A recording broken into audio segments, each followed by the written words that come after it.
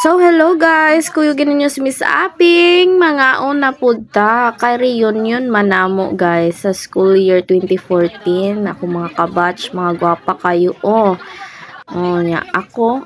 Syempre, gwapa sad kaayo day. Kuyawan. Sa tinuod guys, no, dili ta gid ko moari kay kanilaging mauwaw ta. Char, mauwaw pa des Miss Aping.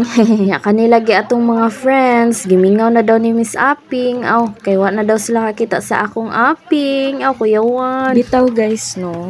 Gimingaw sa gid ko ani akong mga classmate sa una. Okay, sus, ambot mga kuan pa man kaayo ni dagway sa una karon nga usab naman ay samot naman ni sila kagwapo ug kagwapa nya si Miss Aping labaw ni samot kagwapa day kuyawan nya pag abot dayon ni Miss Aping kaon gyud dayon dira Miss Aping ayo pa dugay-dugay kay imong Aping mapyahok niya. So while gakaon ko guys, talinggaw ko sa akong mga classmate kay nag-iyahay nagkugos sa ilang mga anak. Ambot lang guys og reunion ni or baby shower kay ang akong mga classmate nagtagsa-tagsa na magunit sa ilang mga anak mapapasana all na lang talaga tayo. Ipangkugos naman nila ang ilang mga anak nya si Miss Aping.